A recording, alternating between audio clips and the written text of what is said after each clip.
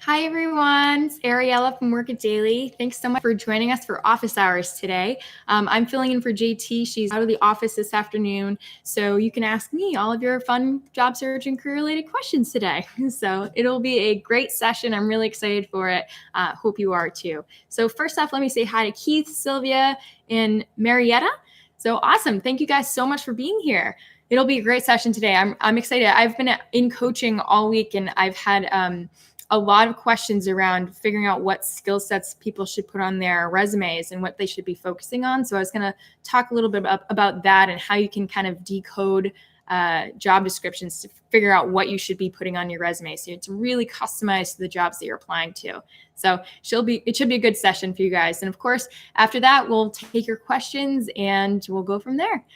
So today it's about 30 minutes long, this session. If you have any other questions, we will always answer them inside our Slack community when you join our premium subscription. It's not always guaranteed here because we do have a lot of people on, and I try to get to all of them, but sometimes I just can't. So if you want to guarantee that you get your questions answered, definitely join us inside our program, inside of our premium subscription, and you can use code OFFICEHOURS, all caps, to get a little discount on that if you wanted to do that as well. Okay, so awesome.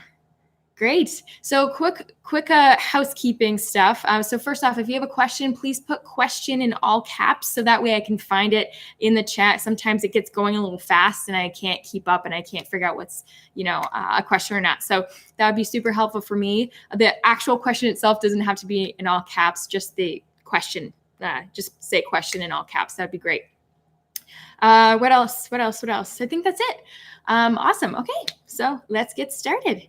Okay, so inside coaching this week, I've noticed a lot of people have been having a hard time figuring out what kinds of skill sets they should be listing on their resumes, like right at the top fold so people can see them really quickly and easily. The other thing is you have to really customize your resume for the jobs that you're applying to. So you're including the right keywords and right skill sets. So recruiters and hiring teams and anybody who's reading them can quickly see that you have these skill sets that directly relate to the job that you're applying to. It's really key because it's going to help you move forward in that hiring process. If you make them dig for specific skill sets, if you don't include the right ones or you phrase them differently than they have in mind, it could actually hurt you. So I have a couple of little hacks for you guys to help you out with that.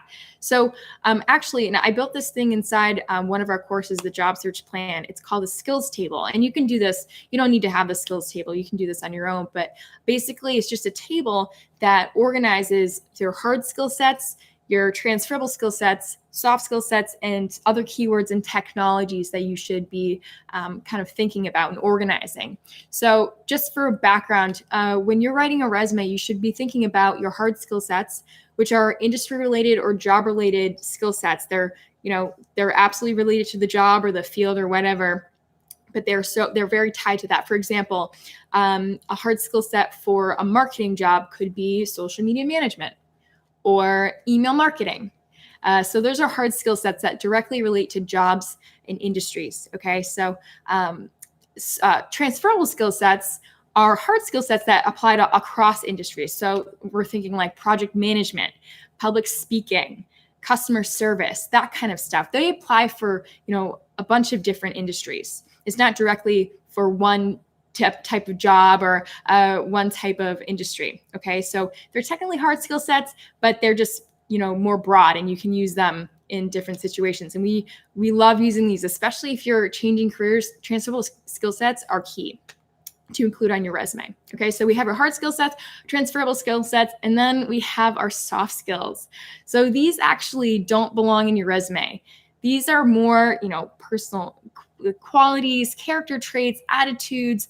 Obviously, you can have all these great soft skill sets, like being, a great team builder, you're results driven, or you're a great problem solver. I'm sure you have all those skill sets, but they're not the place for them is when you're talking to people and showing examples and sharing examples about your work and explaining it in the cover letter using examples. But when we're talking about our resume, we want to focus on those hard skill sets and the transferable skill sets, because that's what recruiters and hiring team members are actually searching for and they're looking for those specific things that are related to the job. Okay, so soft skill sets, yeah, they're scattered all over the job descriptions, right? But that doesn't mean that they should be in the resume. That means that you should really find a way to articulate that you have these personality traits, these qualities, these attitudes throughout the hiring process as a whole. Okay, but they're not really supposed to be on your resume. So leave off results driven, problem solver, professionalism, really organized. All that stuff can be left off of the resume because it's a waste of valuable real estate. Okay, so we have our hard skill sets, transferable skill sets, soft skills, and then we just have our general keywords, our industry related keywords that probably should be scattered throughout resumes and that kind of thing. Your LinkedIn profile. Also technologies, any software or programs that you're proficient in that relate to the job, you should probably be including those on your resume and LinkedIn profile as well. So the skills table that I built inside our program really helps you to just kind of organize, I have these skills, I have these hard skill sets, these transferable skills, these soft skills, and then these technologies and other keywords that relate. So it just helps you organize, but you don't need to have this skills table. You can list them out on your own. And I'm going to show you how to kind of go through your resume and figure this out, figure out exactly what you need to be doing. So you have your resume, and I want you to go through and just circle all of your hard skill sets based on what we just talked about. Anything that's job related, any skill sets that are very job related or industry related. So again, going back to the marketing example, social media management, email marketing, graphic design, website design, that kind of stuff. Those are all hard skill sets that you should be circling and then putting in a list under hard skill sets. Okay. Then you're going to go through and look at all of your transferable skill sets. Okay. So project management, customer service, public speaking, that kind of stuff.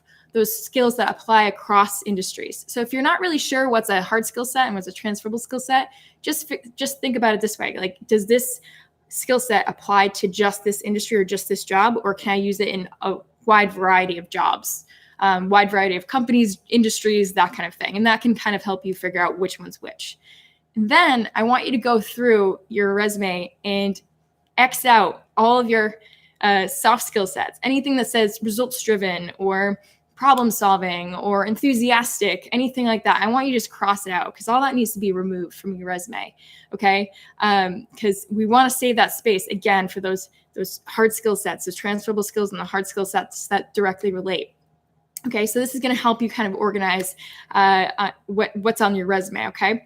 And then I want you to go through and I want you to circle all of the keywords that you have in your resume that relate directly to your job or your industry. So going back to the marketing example, you can talk about, social media. You can talk about specific platforms. Like a keyword can be a skill set. It could be a technology. It could be anything. But it's just keywords that you might find in a job description that probably should be on your resume. So this is kind of like a whole list of all the keywords that directly relate to the job that you want to apply for. So I just want you to kind of go through and circle anything that relates to the job that you're applying for, any keywords, social media, email, design, anything like that, because that's really going to help you figure out how to optimize your resume and LinkedIn profile with the right keywords. And then finally, I want you to go through and I want you to circle all of the platforms, technologies, or programs that you use in your job. So Microsoft Office, Excel, if you use any programs like Salesforce, anything like that, you should be circling because that is actually very important to have on your resume and to really showcase. Okay, so once you do that and you look at your own resume and you have your skills table and you have it organized and you know what kind of skills you have on your resume, I want you to go through and look at 2 or 3 job descriptions of the types of jobs that you want to apply to. And I want you to do the exact same thing. I want you to go through and just circle all of those, the hard skill sets first, then go into the transferable skills, soft skills, technologies, and other keywords. And I want you to create a different skills table. And I want you to compare them and say, okay, I have these skill sets. I don't have these. I don't have to worry about putting those on there. But I have this skill set, but maybe I'm just phrasing it differently over here. So maybe I should phrase it like they have it in the job description because it's going to be better optimized. Okay. So that's really going to help you figure out exactly what kinds of keywords you should be focusing on, what kinds of skill sets you should be focusing on and emphasizing in your resume and your LinkedIn profile. So that's just a little hack that I have in terms of getting more focused and customized with your resumes because, it's hard. You have a ton of skill sets, right? And you just don't know which ones to emphasize or really showcase when it comes to customizing and figuring out exactly what applies to each job. So definitely check that out. You can, check out the skills table I built. I have an example in there. If you join a premium subscription, don't have to. You can do this on your own. You can just take a pen and paper, just do it in, Google Docs or whatever. But it's a really simple technique. It's really helpful, and it helps you get organized, right? You can keep your list and just pull what you need whenever you have to customize your resume, which is every single time, by the way. You should have one master resume that has all of your experience, all of your accomplishments, everything. And then when you're applying for specific jobs, you need to be pulling the most relevant examples, the most relevant skill sets, keywords, accomplishments, and making that into a more like of a highlight reel of a resume and sending it over. Because recruiters and hiring teams just want to know what relates to the job, what experience you have, what skill sets do you have that will lend themselves to this role. Okay. So hopefully that helps you guys. If you have any questions about that, let me know. But let's hop into your questions. Let's go. All right.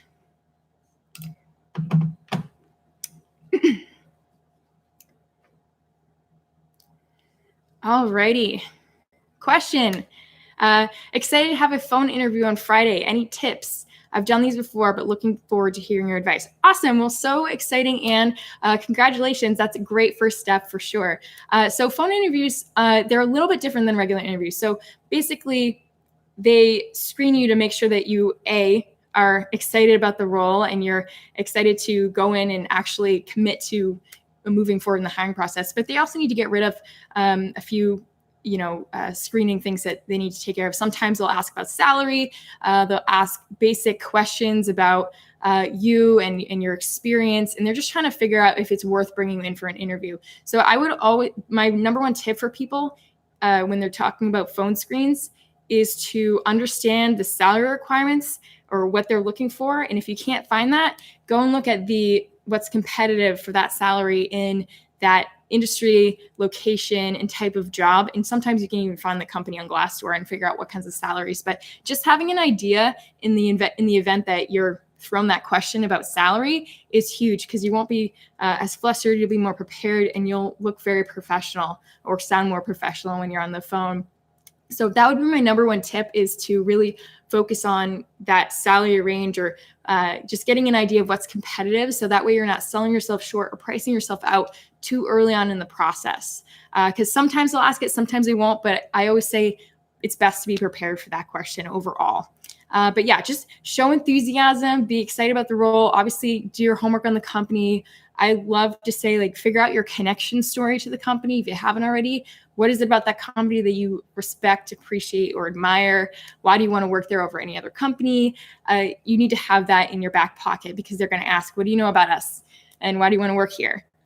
So definitely keep that in your back pocket. Also, tell me about yourself, understanding your skill sets, the problem that you solve, how you solve it, how you want to do that in that company, just understanding that type of basic information that you should probably already know at this point in the process. But definitely prepare for that salary question, because you don't want to be blindsided by that. It can ruin your day.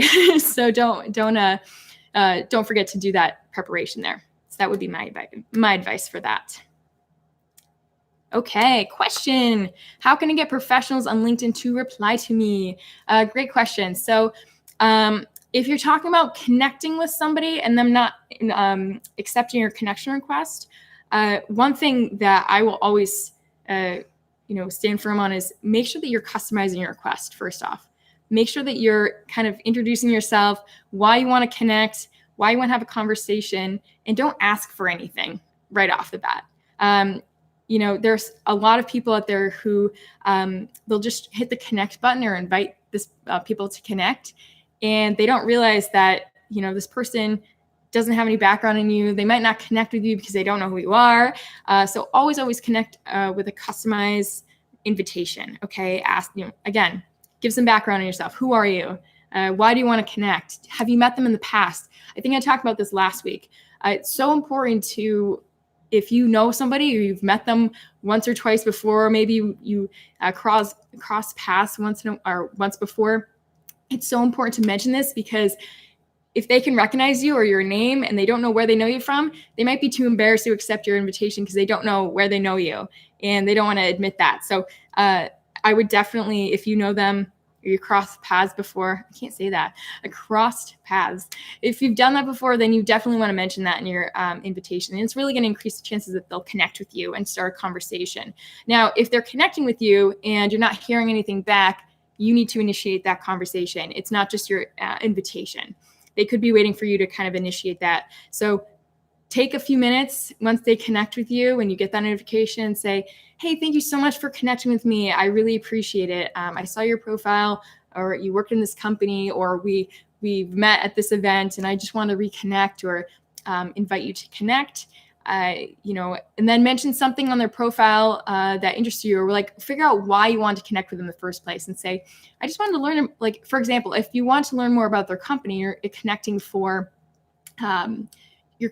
to learn about a company that you're interested in. You would say, I noticed that you worked at this company. This is actually a company that I would love to work for one day. I'm very interested in learning more. And I was hoping that, we can chat about your experience there and what you like about it. And what you do there, and just want to learn more about this company as a whole. And always end on a question, okay? Always ask a question. If you just sending an email and saying, it'd be great to learn more, let me know, the chances of them responding, you never know. It's a 50-50. So if you ask a question, they're going to feel compelled to answer it, right? So ask them, what is it that you love about your company? I'd love to learn more about your company. Is there something, or how did you come to work there? Ask a question about that, because that's going to compel them to answer you and keep the conversation going. But I think the most important thing is to understand why you're connecting with them in the first place. Don't just go out and connect with random people. Figure out, what it is that you're connecting them for. Have a purpose, because that's going to make it so much easier for you to start a conversation and run with it and ask the right questions and actually have a good conversation with these people. Now, keep in mind that people are busy. Not everybody's on LinkedIn every single day, and you might not get a response, and that's okay. You just have to move on to the next group of people, next professional who's working at your company or that you want to work for. So just keep that in mind. It's not, they're not doing it because they don't like you necessarily. It's just they don't have the time, or they're missing it, or something. So don't take offense. Just move on to the next person, and potentially follow up in a couple months or a few weeks and just say, hey, just want to reconnect and see how things are going, and kind of touch base there.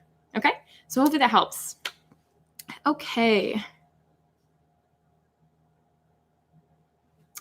All right. So question, how can I get the job I applied to apply to me? Okay. So if you're applying online, first off, the competition is very high if you're applying online. A lot of candidates are using these job boards, and their recruiters and hiring teams are flooded with these applications. I think the average job posting gets about 200 applicants or something crazy like that. So it's very hard to stand out in that. And a lot of people don't hear back if you're applying online. So it's important to find somebody who works at the company, or figure out who works in the hiring department, or who's a recruiter there, and reach out and circumvent that process and start a conversation, because that way you have a human connection and you can follow up, say, I applied for this job, and I just wanted to see if there's anything else I can do to further my candidacy. If you need anything else, please let me know. And that's where you can follow up and keep that conversation going, and you can understand what's happening. But if you're just applying, like using a job board, it's going to be harder to follow up on that and get them to reply to you, because you don't have a human connection there. So, if you have to apply online, sometimes you do, just figure out who in the company you can connect with on LinkedIn. If you can find an email, I think it's hunter.io. You can find email addresses for, I think, anybody in the company for the most part. So if you can find a recruiter's email, that's key to figure out where you are in the process, and, if you're moving forward or not. So hopefully that helps. Okay, question.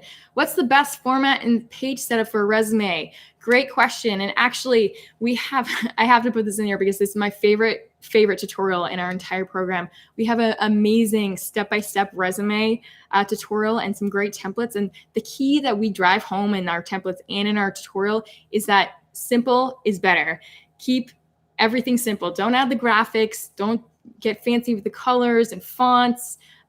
Please don't add in a ton of bullet points and indented bullet points. It just gets very overwhelming for the eye, and it's hard to see the right information quickly. So you really want to keep it simple. We have a great video on some resume mistakes that I think you should definitely check out, and we'll put it in the chat if we haven't already. But it really showcases what kind of things you shouldn't be doing on your resume in terms of formatting. So definitely check that out. But basically, the way that we format it is we put all the good stuff at the top. So the top full of your resume should have your key skill sets, should kind of give a bird's eye view of your experience. We don't do objective statements anymore. We focus on, the right keywords and skill sets right at the top. Okay, give everything that they need right there in the top half of the page. And then we go into our work history and then our additional experience, education and additional experience.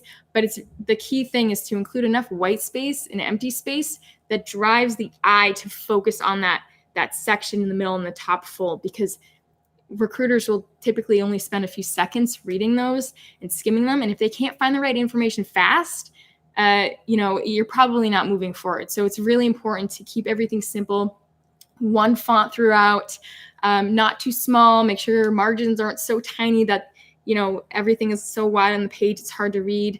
I see a lot of resumes come in that they're trying to fit every little piece of experience they have onto one page, and it's very hard to read because it's just so visually overwhelming, and it's hard to see exactly what kind of value you can bring. So keep it simple. Use that white space, the empty space to draw on the eye, and focus on the top fold and make sure that you're really showcasing those keywords and skill sets at the top. But definitely check out that resume mistakes video. It's wicked helpful. So check it out. Okay, let's see here.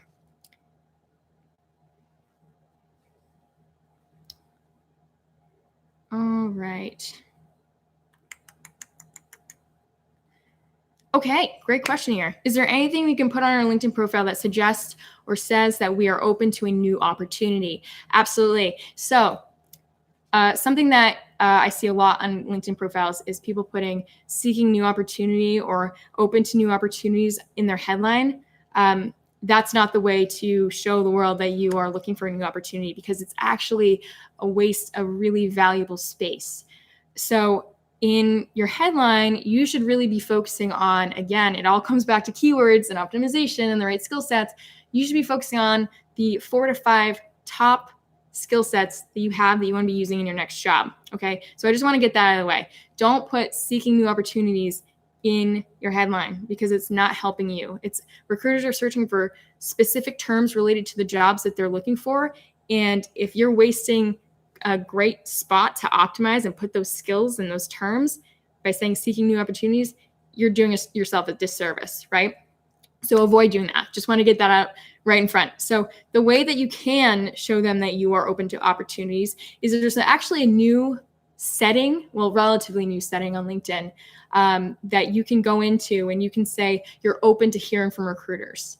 Okay, if you go into settings, I can't remember which tab it is, but there's a setting in there that shows you there's like a little toggle, and you toggle it on if you want recruiters to see you in searches, and you can toggle it off if you don't really want them to find you. But if you want to, let recruiters know, recruiters who are using the recruiter side of the LinkedIn platform, if you want them to know that you are available and you're interested in hearing from them, you toggle that on, and you're going to show up in more searches. The other thing is in your LinkedIn summary, you should, I always tell people you should be focusing on 3 key things in your LinkedIn summary. So you should be explaining, first, who you are, like introduce yourself, explain the problem that you solve. What is it that you do? How do you alleviate that pain for employers? What are the projects that you love working on? And then showcase just a little bit like, how do you solve the problem? It's just a brief 1-line thing. So how do you solve that problem?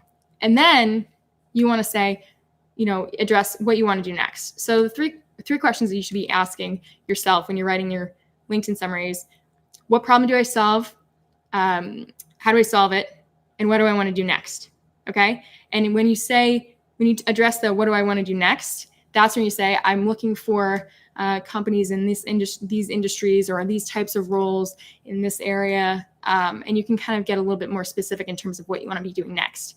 And that's a great way to show that you are interested in pursuing specific opportunities, you're open to new opportunities, and you're open to recruiters contacting you. And of course, I think it's important to have, if you want, your email address under there too. Like if want to contact me, here's my email address or something like that to get them more interested in contacting you. So again, 3 sentences, 2 or 3 sentences actually. So you can see it right at the top when you're scrolling through your LinkedIn profile.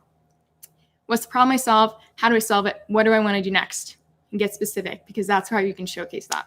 So I hope that helps. Those 2 things.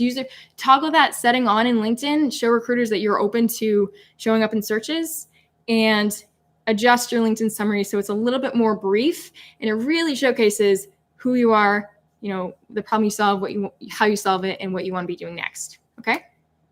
Great.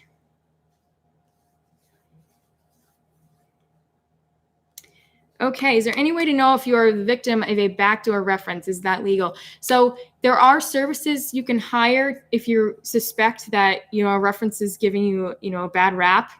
And yeah, I mean, if it depends on a lot of things, but there are people out there who will give bad references and hurt you for moving forward in the process. But you can hire services, and I can't think of the names of them right now, but there are services out there that will do reference checks for you to see if there's anybody in the process who is, kind of clunking things up and making things harder for you. Okay. And then they'll walk you through what next steps you can take. So I would just check that out. I wish I could remember what the service was called, but there's one service out there. I would just Google, reference checker something. It's pretty common. People hire them. Actually, I know a couple of people who've had to hire, and they found specific people who were holding them back in the process just because, who knows? But it's definitely, if you suspect it's happening, it's always worth checking. So I would research what's out there in terms of services, and they can kind of walk you through the other steps in that process. Okay. All right.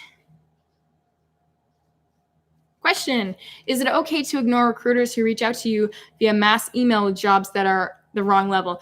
Yes. I mean, absolutely. You can just hit the I'm not interested, or say, no, thank you. I appreciate you reaching out. But yeah, there are a lot of recruiters out there who have to resort to the mass emailing because they're swamped and they're just trying to get the word out there. And honestly, chances are, even if you did respond with interest, there's a low chance that you would hear back unless you're a perfect match. Okay. So you might have had a few, keywords or skill sets on your profile, and they reached out just to see if you were interested, just to see if you were potentially a warm lead. I would just look at their profile though. And if they work for, a company, or they're probably a contract recruiter, but, if you're even a little bit interested in learning more, you might as well just see what's out there. But it's totally okay. If you're not interested, if it's not the right job, if it feels a little spammy to you, don't worry about it. You don't have to answer. You can say, I'm not interested. Thanks, but no thanks. That kind of thing. It's all good. All right. Let's see.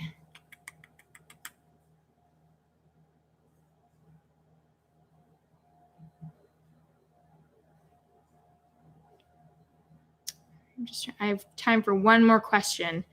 So let's see what we have here.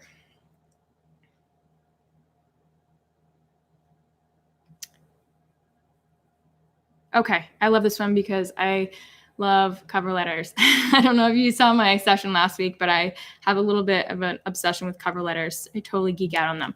So, question from Lisa: I'm finding it difficult to connect or share a story in a disruptive cover letter. I live in a remote area with limited options for choosing companies and opportunities. Any suggestions? So I've actually had this question a lot this week.